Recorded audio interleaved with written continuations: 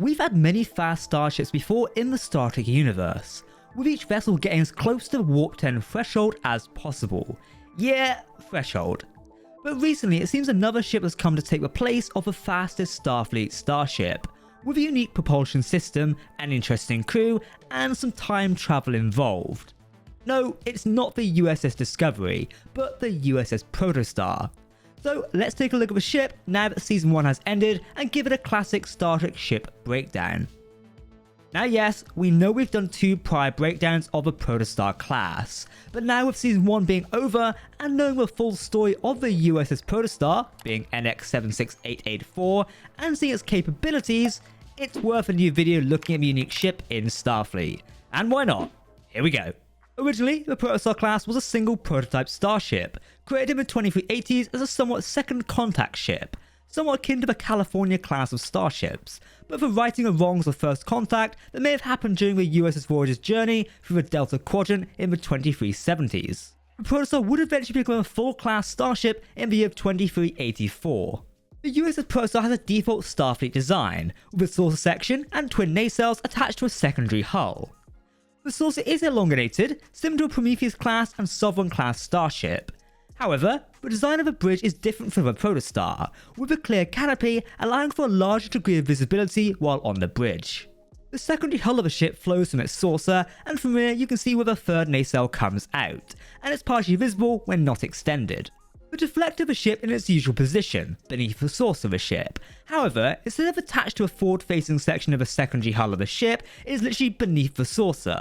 This deflector is of unique design, much thinner than many deflectors we see in traditional Star Trek ships. Now, the Protostar is not a big ship, only being 6 decks in height. The length of the vessel was said to be 139 meters. The underside of the saucer, where the deflector would normally sit, has a cargo entrance, and a main egress of the ship. This cargo ramp allows the Protostar to deploy vehicles built by the ship's vehicle replicator, whether it be shuttles, buggies, or even aquatic vehicles. The bridge, as seen from the exterior, is very unique, without a conventional view screen and instead a large transparent roof dome that covers the entire bridge. However, this large view-series roof canopy on the bridge does feature overlay systems to display a variety of systems when needed for the crew. The captain's chair and bridge consoles utilize holographic displays, as well as conventional consoles. These would obviously be a precursor to the holographic displays seen during the Picard era at the turn of the century. The captain's chair's controls are also far more comprehensive than seen in any previous Starfleet ship, giving easy access to a massive variety of functions and commands. This makes sense as the Protostar could be operated with a minimal crew, so many operations feeding to the captain's chair does follow suit. The ship was equipped with holographic emitters throughout the entire ship, allowing the holographic crew, like the emergency training hologram, modeled after Captain Catherine Janeway, who could assist with operations throughout the ship.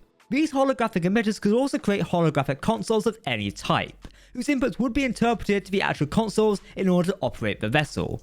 The ship would have sleeping and crew quarters, with a specific spacious captain's quarters, whereas the other crew quarters on the ship would be for communal living, featuring bunk beds.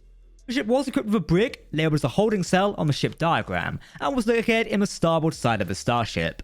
Meanwhile, the medbay of the Protostar was relatively small, and not suited for major injuries which would require more specialised medical locations.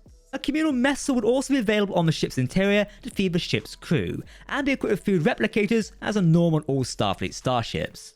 It did not appear that there was any location for more fresh cooking, such as a kitchen, so unfortunately for Neelix, he's not going to like this ship. Now, a holodeck will be located on the ship to provide entertainment for its crew, but the holodeck would be different from other conventional holodecks, being domed in structure as opposed to a rectangle or a cube. In terms of capabilities, as we previously stated, the prototype vessel of this class featured the inclusion of a hologram training divisor, which was modelled after famous Starfleet captain Catherine Janeway.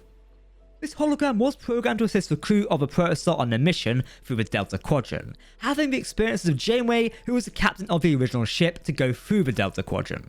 The hologram did not have access to any essential systems, however, and would need to be granted such access by a commanding officer of the vessel to utilise any more complex systems.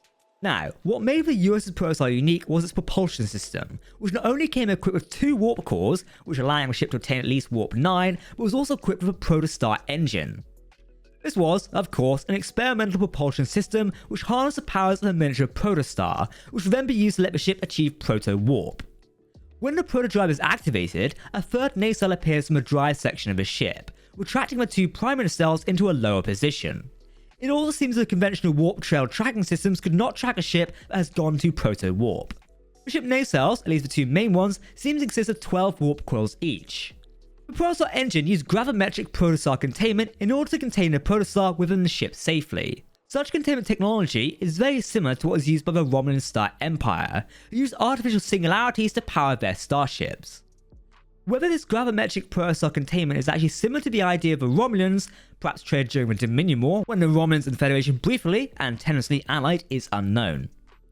Gravimetric Protostar containment utilized a lot of a ship's power supply, and could only be deactivated with someone with command level authorization. This could imply that there would be bad consequences if the containment system for the Protostar failed, such as the Protostar inside going supernova, which could destroy an entire star system. Aside from the experimental propulsion system, the ship had a standard transwarp drive, conventional impulse engines, and even RCS thrusters, because of course it would. In terms of weapons and defenses, the Protostar type possessed a sufficient tactical array, including 3 phaser arrays, which covered the dorsal firing arc, ventral saucer arc, and even the ventral aft secondary hull arc, pulse cannons, and fore and aft torpedo bays, loading of Type 6 photon torpedoes. It was protected by deflector shields and polarized hull plating. These deflector shields of the ship were unconventional to similar Federation ships of the same time era, with shields hugging the hull instead of generating a shield bubble around the ship. However, it does seem the shield system could shunt excess energy when targeted, making it resilient to energy-based weaponry. Just like the ship of the Protostar was righting the wrongs of, the Protostar could land on planets just like the USS Voyager. It was equipped with a single large landing strut beneath its center of gravity, which is pretty cool.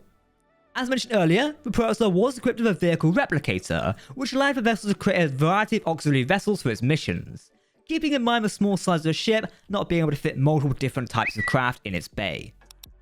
One of these auxiliary vehicles was a buggy, which would allow for fast movement on planetary surfaces, with a shuttle also being programmed into the ship's systems, as well as an aquatic vessel, which allowed for exploration of planetary ocean bodies. Now, these are the only auxiliary vessels seen constructed by the vehicle replicator, but it could also replicate other things if provided with their schematics, such as even advanced robots such as a Dreadnought-type robot. The ship also came equipped with escape pods, but only 12, which were located in banks of 6 on the underside of the saucer section. The ship was originally launched in the early 2380s under Captain Chakotay and his Aurelian First Officer, Commander Adric Hu. The purpose of their mission, and of the Protostar itself, was to return to the Delta Quadrant and right the wrongs that may have been caused by the original journey of the USS Voyager, which was in the previous decade of 2370. However, on the vessel's maiden voyage to the Delta Quadrant, the ship encountered a temporal anomaly, a wormhole which transported them into the year 2536 in orbit of the planet Solum. This planet had Starfleet make contact with it in the 2380s, and in the past 50 years since then had split into 2 factions. One wanted to remain isolationist, and the others wanted to join the larger galactic community. This split in their society caused a civil war, which essentially destroyed their planet, utilizing their own weapons against each other from the robotic warriors, known as Dreadnought units, and their living construct weapons, which consume all direct control of systems. With the Starfleet ship appearing after its civil war, with some among them believing Starfleet was responsible for the civil war and not their own society, they would capture the USS Protostar with the remaining fleet of Rev-type starships. And over the course of around 72 days, the Valnacot would infect the Protostar with their last living construct, and plan to send it back through the temple wormhole to a time when Starfleet had not made first contact with the species. Thankfully, this Valkanaut plot was fought by Captain Chakotay and his first officer, who managed to escape confinement and send the Protostar back further in time, and with it somehow ending on the planetary body of Tars Lamora, surrounded by Camerium, a sensor-blocking mineral which hid the Protostar. Unfortunately, we don't know the current status of Captain Chakotay or the original Protostar crew, but hopefully we'll learn more about them in Star Trek Prodigy Season 2. The ship will then be sent back with no crew, so how this happened is a mystery for another time. The time the Protostar went back in was around the year 2366, with a fleet of 100 Valkanaut ships also being sent back in time to locate it and seize the starship. This being with the Protostar having their last remaining living construct and best hope to destroy the Federation before Starfleet finds Solum and initiates first contact. One of these Valkanaut agents, called the Diviner, would find out the Protostar was on Tars Lamora and set up a mining colony on the planetary body to locate it, not knowing exactly where the ship was located. Resources from this mining colony would be used to buy more slave labour, which the Diviner would refer to as the Unwanted. Fast forward to 2383, it was accidentally discovered by Del Re and Rock Tok, 2 of these Unwanted, who with the help of another unwanted, Jank and Pog, Zero and Murph, would kidnap the Diviner's daughter, Gwyn, and escape the prison colony with the Protostar. While on board, Gwyn would learn the truth about her father and aid the Protostar crew in their new mission, to return the ship to Starfleet and also request asylum from the Diviner, who now pursued him aboard his Rev-12 starship. However, Starfleet would also pursue the Protostar, who would go looking for their missing Captain Chakotay and Protostar in the Delta Quadrant, using their new Dauntless-class ship, which utilized quantum slipstream technology and was designed by Voyager's alum, B'Elanna Torres. The new motley crew on board the Protostar would go on numerous missions of first contact, such as with the Chimera species, second contact, such as with the culture-contaminated Endospasians, and even encounter Borg cubes after finding out about the living construct aboard their ship, and the threat it posed to Starfleet. The living construct aboard the Protostar would destroy a communications outpost on the edge of Federation space in the Beta Quadrant. Our crew would find multiple ways to try and deal with this, trying to find someone who could take them to warn the Federation, such as Fede and O'Connor, hiding out in the neutral zone, and even going through multiple holo scenarios to find a solution, including one where Murph was singing, but none of these would work. It turned out the living construct had actually corrupted the code of a hologram training advisor, who would gain command authorization and send the Protostar to the heart of Federation space in the Gamma Serpentis system, where it would meet a Starfleet armada of Centaur-class, Akira-class, Defiant-class, and even Sovereign-class starships, including the USS Enterprise E. A Valkanaut spy within Starfleet, posing as a chill ensign senior aboard the USS Dauntless, but truly named the Vindicator, would find a way aboard the Protostar and activate its communication systems, to spread the living construct virus to all of the Starfleet armada, and cause the near destruction of Starfleet. After somewhat dealing with a Vindicator by Gwyn and the Diviner, who turned away from the Valkanaut mission to save his daughter, the hologram training advisor of Janeway would be free of the living construct's corrupting influence. Therefore, she would pilot a Protostar away from the fleet and not only activate its proto-warp, but detonate the Protostar within it, spreading the damage throughout multiple light years and saving everyone, including the crew and the Starfleet armada.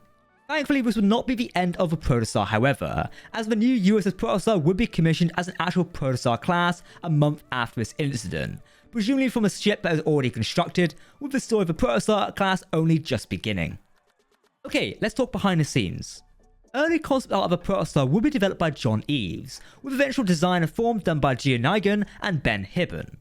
This would have been back in 2019, and originally Gia and Nigan Jun Studios were signed to create the bridge of the Protostar, but eventually ended up creating the whole vessel. The textures of the vessel were done by Nikki Melantre. It does seem the vessel design came about from designs of extremely fast cars, mirroring the fact the Protostar is an extremely fast starship. Original designs for the Protostar aren't too far from the final product, with its arrowhead saucer and nacelle position. However, some details in the original designs aren't present, such as the curved structure connecting the nacelles and different nacelle pylons, and other small differences you wouldn't really notice at first glance. The registry of the original Protostar, NX76884, seems to be derived from a Prodigy producer and screenwriter, Alan Waltke, with his birthday of 8th of August 1984. Though with Waltke's eye on law, it is an 881984 to keep the current registries of the 2380s, unlike Brian Fuller wanting the new ship Discovery to have a registry of 1031 for Halloween, despite being a newer ship than the Enterprise and it's 1701. So, that was our deep dive on Starfleet's fastest starship, the Protostar class. If you enjoyed this Starship ship breakdown, comment down below what you thought and what ship we should do next as we head towards Star Trek Picard here in January 2023. Happy New Year, by the way. If you want to keep up to date on the latest Star Trek news, lore and more, make sure to hit that subscribe button to never miss a video from the team here at Trek Central. You can also follow us on social media or join our community Discord server. But for now, I've been Captain Jack, thank you for watching, and we'll see you next time. Live long and prosper, my friends. Goodbye.